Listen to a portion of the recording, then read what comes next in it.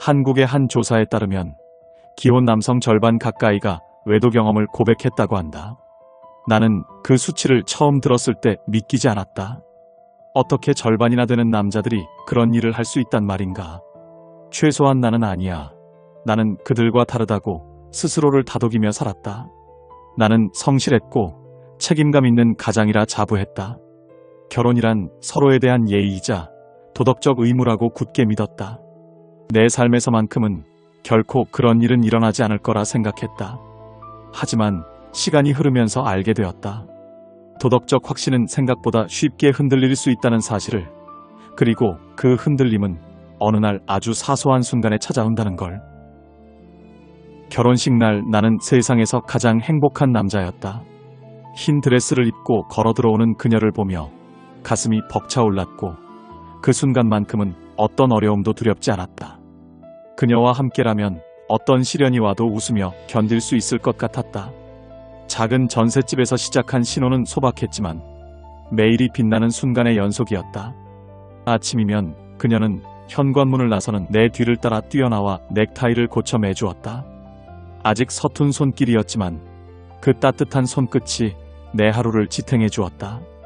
여보, 오늘도 힘내. 저녁엔 내가 맛있는 거 해줄게. 그녀의 말 한마디에 세상 모든 무게가 가벼워지는 것 같았다. 나도 웃으며 대답했다. 너만 있으면 난 뭐든 할 수 있어. 그 짧은 대화가 하루를 살아낼 힘이 되었다. 식탁 위에는 늘 따끈한 밥과 갓 부친 계란 프라이, 김치찌개가 놓여 있었다. 부엌에 퍼지는 고소한 냄새 속에서 그녀가 도시락을 챙겨 건네던 모습은 아직도 선명하다. 회사 점심시간, 도시락 뚜껑을 열면 그녀의 정성이 고스란히 담겨 있었고 그 순간만큼은 내가 가장 소중한 대접을 받고 있다는 마음이 들어 눈물이 날 만큼 고마웠다. 퇴근길 버스에 몸을 싣고 창가에 앉아 도시락 가방을 끌어안았던 그때의 나를 나는 아직도 기억한다. 세상 누구보다도 사랑받고 있다는 확신, 이 여자를 지켜주겠다는 약속 같은 결심이 매일같이 가슴을 채우고 있었다. 작은 방 안에서 함께 웃고 함께 밥을 먹고 함께 미래를 이야기하던 그 시절, 내 결혼은 분명 빛나는 선물이었다. 그때의 행복은 오래갈 것만 같았다. 매일 아침 그녀의 미소를 보며 집을 나서고 따뜻한 밥상 앞에서 웃음을 나누던 시간은 끝없이 이어질 줄 알았다. 하지만 세월은 생각보다 빠르게 흐르고 현실은 은밀하게 우리 삶 속으로 스며들었다. 작은 전셋집은 아이의 울음소리와 함께 더 좁아졌고 내 어깨 위엔 가장이라는 책임이 더 무겁게 얹혔다. 월급날이 돌아올 때마다 계산기를 두드리던 밤이 많아졌다. 대출이자, 아이 학원비, 장모님의 병원비, 친가 부모님께 드려야 할 용돈까지 장부는 늘 마이너스였고 마음은 늘 쫓기듯 초조했다. 아내의 얼굴에도 점점 피곤이 묻어났다. 아침밥상을 차려주던 환한 웃음은 사라지고 식탁 위에는 대충 차린 반찬과 차가운 눈빛만 남았다. 여보, 오늘은 좀 늦을 것 같아. 내가 말하면 아내는 무심히 고개를 끄덕이며 대꾸했다. 늦지 마. 참, 애들 학원비 아직 안 냈어. 대화는 짧아졌고 목소리엔 늘 한숨이 묻어났다. 나는 담담한 척 고개를 끄덕였지만 마음 한구석이 무너져 내렸다. 언젠가부터 집은 더 이상 안식처가 아니었다. 잠시라도 웃음을 나누던 공간은 생활비와 걱정, 잔소리와 한숨이 뒤엉킨 전쟁터가 되어 있었다. 밤늦게 퇴근해 돌아와도 집안은 싸늘했다. 거실 불빛은 꺼져 있었고 냉장고 속 반찬들은 차갑게 굳어 있었다. 텔레비전 소리만 웅웅 울리는 방 안에서 아내와 나는 같은 공간에 있었지만 서로에게서 멀어진 듯했다. 예전에는 현관문을 나서며 힘내라며 웃어주던 그녀가 이제는 무표정하게 말했다. 오늘은 술 마시지 말고 바로 와. 그 말 속에 담긴 무심함이 때로는 날카로운 칼날처럼 가슴에 꽂혔다. 나는 성실하고 도덕적인 남편이라 자부했지만 마음은 점점 메말라갔다. 반복되는 일상은 다람쥐 쳇바퀴처럼 숨을 막았다. 회사에선 상사와 거래처의 눈치를 봐야 했고 집에서는 아내의 무심한 시선과 끝없는 생활비 이야기에 지쳐갔다. 그저 책임감에 붙잡혀 살아가는 남자, 가정이라는 무게에 짓눌려 하루를 버텨내는 남자일 뿐이었다. 그리고 그 순간부터 내 안의 어딘가에서 공허가 고개를 들기 시작했다. 따뜻한 눈빛 하나, 내 이야기를 들어주는 마음 하나가 그리워졌다. 하지만 그 사소한 갈망이 결국 내 삶을 바꾸게 될 줄은 그땐 몰랐다. 나는 언제부턴가 거울을 보는 시간이 두려워졌다. 거울 속에는 더 이상 웃음을 머금은 남편도, 가족을 위해 불꽃처럼 달리던 청년도 없었다. 대신 피곤에 절은 눈빛과 무언가에 늘 쫓기는 듯한 표정만이 나를 바라보고 있었다. 아내의 무심한 시선과 생활비, 부모님 병원비, 아이들의 학원비 이야기 속에서 나는 점점 더 작아지고 있었다. 겉으로는 늘 도덕적인 가장의 모습을 지키려 했다. 회사에서는 책임감 있는 부장으로, 집에서는 묵묵히 생활비를 벌어오는 남편으로 남아야 했다. 하지만 내 안의 깊은 곳에서는 다른 목소리가 자꾸만 속삭였다. 나는 대체 언제쯤 따뜻한 위로를 받을 수 있을까? 누군가 나를 있는 그대로 바라봐주는 순간은 다시 오지 않을까? 결혼이란 서로의 삶을 지켜주는 든든한 울타리라 생각했다. 그러나 시간이 지나면서 그 울타리는 점점 높아졌고 그 안에서 나는 오히려 외로움에 갇혀 있었다.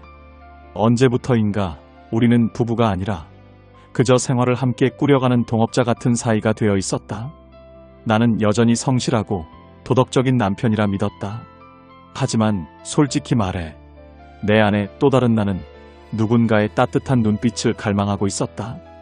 긴 하루 끝에 내 이야기를 들어줄 사람, 내가 지쳐 있다는 사실을 알아차리고 말없이 물 한 잔 건네줄 사람. 그것만으로도 충분했는데 지금 내 옆에는 그런 여유조차 없었다. 어쩌면 그건 아내 탓도 내 탓도 아니었을 것이다. 세월이 우리 둘을 지치게 만들었고 생활의 무게가 우리를 각자의 껍질 속에 가두어 버렸다. 하지만 그 사실을 안다고 해서 내 마음의 공허가 채워지는 건 아니었다. 나는 점점 더 누군가의 따뜻한 말 한마디와 작은 미소에 목말라 가고 있었다. 그날은 회사와 협력업체 직원들이 함께하는 정기 모임이 있었다. 형식적인 술자리라고 생각하며 참석했지만 분위기는 의외로 활기찼다. 소주잔이 오가고 웃음소리가 테이블 위에 쌓여갔다. 나는 억지로 웃으며 술잔을 비웠다. 늘 그렇듯이 내 마음은 무겁고 머릿속은 복잡했다. 하지만 체면상 그 사실을 들킬 수는 없었다. 술자리가 무르익자 사람들은 자연스럽게 2차로 노래방에 가자고 했다. 다들 익숙한 듯 자리를 옮겼고 좁은 방 안은 금세 술 기운과 노랫소리로 가득 찼다. 박수 소리, 마이크를 주고받는 웃음, 탬버린 소리가 뒤섞이며 어수선했지만 오히려 그 소란스러움이 내 마음의 허전함을 덮어주는 듯했다. 나는 구석자리에 앉아 조용히 물만 마시고 있었다. 그때였다. 협력업체에서 함께 온 한 여성이 내 옆자리에 앉았다. 특별히 눈에 띄는 행동을 한 것도 아닌데 그녀의 존재만으로 주변의 소음이 순간 멀어지는 듯했다. 은은하게 풍기는 향수 냄새가 코끝을 스쳤고 나는 오랫동안 잊고 지냈던 감각이 되살아나는 걸 느꼈다. 그녀는 밝게 웃으며 말했다. 부장님, 노래 한 곡 하셔야죠? 나는 최대한 담담한 표정으로 손사래를 쳤다. 저는 괜찮습니다. 다른 분 먼저 하시죠. 웃으며 대답했지만 내 심장은 생각보다 빠르게 뛰고 있었다. 나는 애써 젠틀한 태도를 유지하려 했다. 괜히 오해받을 수 있으니 거리감을 두는 게 맞다고 스스로에게 수십 번 다짐했다. 하지만 이상하게도 시선은 자꾸만 그녀 쪽으로 향했다. 그녀가 잔을 따라줄 때의 짧은 손길, 노래 부르며 웃는 모습 하나하나가 내 안의 공허를 건드렸다. 나는 속으로 중얼거렸다. 안 돼. 이건 단순한 회식일 뿐. 난 도덕적인 남편이잖아. 이런 흔들림은 순간일 뿐이야. 하지만 머리로는 그렇게 다짐하면서도 가슴은 점점 다른 쪽으로 기울고 있었다. 그녀는 특별히 다정한 말을 건넨 것도 아니었다. 그저 옆에서 웃으며 노래를 듣고 가볍게 박수를 치고 때로는 물 한 잔을 건네는 정도였다. 그런데 그 작은 친절이 무심한 눈빛과 한숨 속에 갇혀 살던 나에게는 너무도 따뜻하게 다가왔다. 그날 밤 나는 나도 모르게 마음의 균열이 생겨버린 것을 느꼈다. 겉으로는 여전히 젠틀한 남편이자 성실한 가장처럼 행동했지만 속으로는 그 작은 균열이 언제 커질지 모른다는 두려움과 기대가 동시에 피어오르고 있었다. 그날 회식은 늦은 밤까지 이어졌다. 노래방의 불빛과 소란스러운 음악 속에서 모두들 취기가 올라 웃고 떠들었지만 내 마음은 이상하게 무겁고도 설레었다. 그녀의 작은 친절 하나, 스치는 눈빛 하나가 자꾸만 떠올라 술잔을 기울일 때마다 심장이 불편하게 뛰었다. 시간이 흘러 사람들은 하나둘 자리를 떠나기 시작했다. 계산을 마치고 밖으로 나오니 이미 자정이 훌쩍 넘은 시각이었다. 취한 동료들은 먼저 택시를 잡아 타고 흩어졌다. 남은 건 나와 그녀뿐이었다. 우연히 같은 방향으로 걷게 되었고 좁은 골목을 나란히 걸으며 우리는 짧은 대화를 이어갔다. 오늘 즐거우셨어요? 내가 조심스럽게 묻자 그녀는 미소 지으며 고개를 끄덕였다. 네. 그런데 부장님은 많이 피곤해 보이셨어요. 그 말이 이상하게 마음 깊은 곳을 건드렸다. 집에서는 들을 수 없었던 사소하지만 따뜻한 배려였다. 우리는 천천히 발걸음을 옮겼다. 헤어져야 한다는 걸 알면서도 쉽게 발길이 떨어지지 않았다. 아무 말 없이 함께 걷는 몇 분의 시간이 이상하게 길고 특별하게 느껴졌다. 결국 우리는 곧장 집으로 돌아가지 않았다. 늦은 밤의 정적 속에서 어느새 우리 둘만이 남아 있었다. 불빛은 희미했고 창밖으로 스쳐가는 바람 소리만이 방 안을 채웠다. 괜히 말을 꺼내려다 그만두기를 반복했고 우리는 긴 침묵 속에 마주 앉아 있었다. 그 침묵은 불편해야 했지만 이상하게 따뜻했다. 아무 말도 하지 않았는데 오히려 그 고요가 마음의 빈자리를 채워주는 듯했다. 그녀의 눈길이 잠시 내 쪽으로 머물렀고 나는 그 시선을 피하지 못했다. 순간의 정적 속에서 심장은 요동쳤다. 나는 속으로 그만 멈추고 이곳을 나가야 한다고 수없이 다그쳤다. 하지만 발걸음은 떨어지지 않았다. 그녀의 사소한 동작 하나하나가 내 마음의 마지막 균형을 흔들었다. 오래 붙들고 있던 도덕의 선이 조용히 흔들리며 무너져 내렸다. 방 안 공기는 미세하게 따뜻했고 창밖 불빛이 커튼 가장자리를 따라 천천히 흔들렸다. 나는 스스로를 다그쳤다. 지금 일어나 여기서 멈춰. 그런데 그 다짐은 입술까지 올라오지 못하고 가슴 어딘가에서 자꾸만 부서졌다. 그녀의 손끝이 아주 잠깐 스치자 가볍게 전류가 훑고 지나가는 듯 했는데 그 감각이 생각보다 오래 남았다. 나는 고개를 들었고 그녀와 눈이 마주친 채 몇 번이나 피하고 다시 돌아오는 같은 동선을 그렸다. 괜찮냐고 묻는 듯한 시선이었고 나는 조심스럽게 거의 들릴 듯 말 듯한 목소리로 나도 모르게 말했다. 괜찮아요. 그녀는 잠깐 숨을 고르고 아주 천천히 고개를 끄덕였다. 나는 여전히 담담한 표정을 흉내내며 거리를 재었다. 손을 먼저 잡지 말자. 급하게 다가가지 말자. 오해하게 하지 말자. 그러나 마음은 이미 선 뒤편에 서 있었다. 손바닥을 뒤집어 무릎 위에 올려두자 그녀의 손이 조심스레 포개졌다. 그 온기가 상처 위에 얹는 거즈처럼 번져갔다. 손을 맞잡고 있는 동안 벽시계 초침 소리가 또렷해졌고 그 사이사이에 묵음 같은 침묵이 길게 놓였다. 입술이 아주 가볍게 스쳤다. 실수인 듯. 그러나 분명한 의지로 이어진 두 번째 다음에서 숨이 짧게 흔들렸다. 나는 그 순간에도 멈춰야 한다는 생각과 더 가까이 다가가고 싶은 마음 사이를 왔다 갔다 했다. 그녀의 눈가에 잔잔한 떨림이 비쳤고 나는 그 떨림이 두려움인지 안도인지 분간할 수 없었다. 다만 그 떨림이 내 안에 오래된 공허를 조금씩 메우고 있다는 사실만은 또렷했다. 우리는 서로를 꼭 안았다. 격한 힘 대신 오래된 피로가 어깨에서 풀리는 느낌으로 말보다 긴 포옹으로 시간을 건넜다. 커튼 안쪽의 공기가 달라졌고 방 안의 불빛이 한 톤 낮아진 듯했다. 서로의 살결이 스치며 작은 소리를 냈고 그 소리가 나를 잠깐 제자리로 불러세웠다. 여기서 돌아갈 수 있을까? 아니면 이미 돌아갈 다리를 건너온 걸까?